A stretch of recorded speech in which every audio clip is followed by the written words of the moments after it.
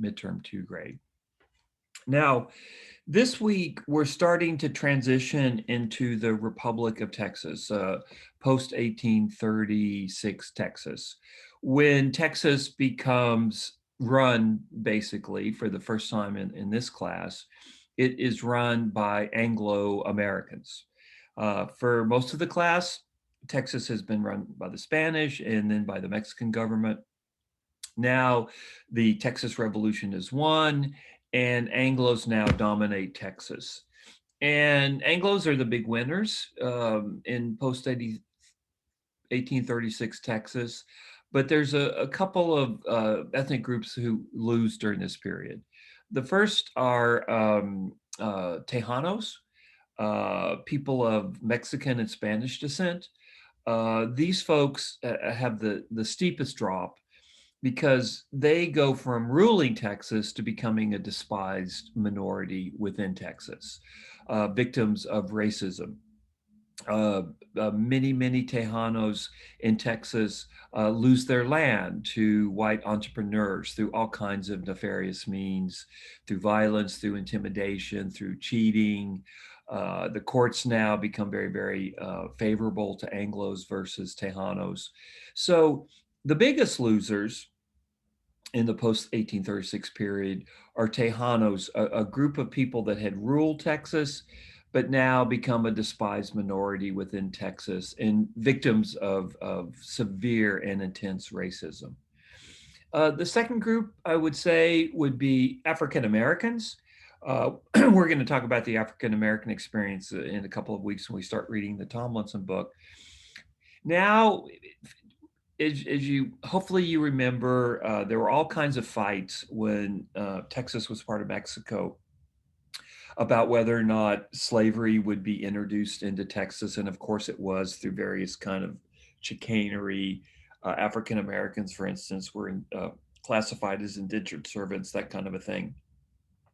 Once Texas becomes Anglo-dominated, though, there are no more brakes on the introduction of slavery into Texas. It's full steam ahead, tragically. And when you think about it, when you look at the map, Louisiana's right next door to Texas, Mississippi, Alabama.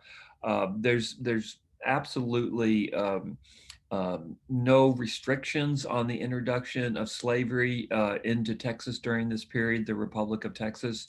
So you're going to start seeing a dramatic growth in the number of African Americans coming into Texas as slaves. And also the Texas Constitution, it's very strict on slavery. It restricts African Americans tremendously.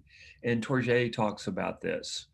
So what you have is a beginning, an explosion in the slave population of Texas. And of course, what are most of these slaves working on? They're cultivating cotton. Slavery and cotton, cotton and slavery. That's the story of the Gulf South in the decades before the U.S. Civil War in 1863 and before the Emancipation Proclamation, which happens in 1863, but it doesn't become real for Texans until June 19th, 1865.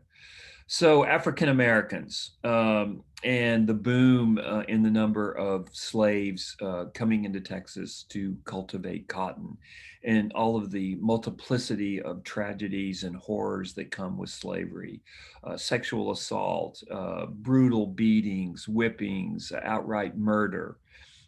Slavery is a system that rests on a foundation of intense violence. The third group, although it's not, it kind of depends on exactly which tribe you're talking about, are Indian groups. Now, the Cherokee, who are in East Texas, they are subjugated and they're kicked out of Texas by 1840. They're kicked into Oklahoma Territory. So that's the Cherokee. Folks from East Texas, and I'll talk about that in the podcast. The Comanche, however, in West Texas, still dominate West Texas and still dominate West Texas and Northwest Texas, really until the 1870s and 1880s. So The Cherokee, a big loser during the period of the Republic of Texas. The Comanche, though, still are dominate West Texas, as they had almost for 100 years by the time of the beginning of the Texas Republic. Now, the other point I want to make here is that the Republic of Texas, it's one of the things that Texans are very proud of. We're the only state that was an independent nation. But as Torjay makes clear, and that my podcast will make clear, the Republic of Texas was an extremely weak independent nation that was highly dependent on a commodity, cotton. And the problem with being dependent on cotton, it was a crop that was valued, but commodity prices fluctuate. Think about the price of oil just in your life. Think about how the price of oil has gone up and down over the last 5 or 6 years.